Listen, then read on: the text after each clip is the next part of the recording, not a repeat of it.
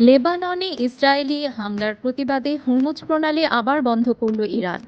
দক্ষিণ লেবাননে ইসরায়েলি হামলার প্রতিবাদে কৌশলগতভাবে অত্যন্ত গুরুত্বপূর্ণ হরমুজ প্রণালী আবার বন্ধ করে দেওয়ার ঘোষণা দিয়েছে ইরানি সামরিক বাহিনী।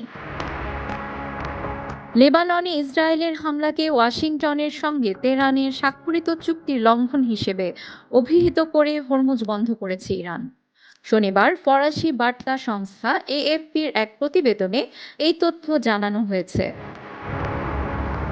দেশটির রাষ্ট্রীয় টেলিভিশনে প্রচারিত এক বিবৃতিতে খাতাম আল আম্বিয়া সেন্ট্রাল হেডকোয়ার্টার্স বলেছে, সব ধরনের নৌযান চলাচলের জন্য হরমুজ প্রণালী বন্ধ থাকবে। শত্রুর প্রতিশ্রুতি ভঙ্গের প্রতিক্রিয়া হিসেবে এই প্রথম এমন পদক্ষেপ নেওয়া হয়েছে। যদি এই আগ্রাসন অব্যাহত থাকে তাহলে শত্রুকে তার বাধ্যবাধকতা মেনে চলতে বাধ্য করতে পরবর্তী পদক্ষেপ পরিকল্পনা অনুযায়ী বাস্তবায়ন করা হবে। ইরান সমর্থিত লেবাননের সশস্ত্র গোষ্ঠী হিজবুল্লাহ বলেছে, তারা যুদ্ধবিরতি মেনে চলার বিষয়ে প্রতিশ্রুতিবদ্ধ হলেও লেবাননের কোনো ভূখণ্ড দখল করার যেকোনো ইসরায়েলি প্রচেষ্টাকে প্রতিহত করতে বিন্দুমাত্র দ্বিধা করবে না। এক বিবৃতিতে গোষ্ঠীটি বলেছে, গতরাতে দক্ষিণ লেবাননের নাবাতিয়াহুর কাছাকাছি এক এলাকার দিকে অগ্রসর হওয়া ইসরায়েলি সেনাদের উপর হামলা চালিয়েছেন হিজবুল্লাহর যোদ্ধারা।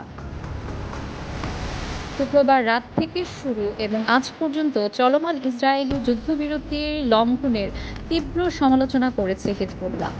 ইরান সমর্থিত এই গোষ্ঠীটি বলেছে, শুক্রবার সন্ধ্যা থেকে তারা যুদ্ধবিরতি কঠোরভাবে মেনে আসছিল। এমনকি ইসরায়েল একেবারে প্রথম মুহূর্ত থেকে এটি লঙ্ঘন করার পরও হিজবুল্লাহ বলেছে, শত্রুর প্রতারণা এবং বিশ্বাসঘাতকতার ইতিহাসের কথা মাথায় রেখে তারা সম্পূর্ণ সতর্ক এবং যেকোনো জবাব দেওয়ার জন্য প্রস্তুত আছে। ইসলামী প্রতিরোধ আন্দোলন ঘোষণা করছে, যুদ্ধবিরতি মেনে চলার পাশাপাশি শত্রুর যেকোনো ভূখণ্ড দখল এবং দখলদারিত্ব সম্প্রসারণের প্রচেষ্টাকে রুখে দিতে দ্বিধা করবে না।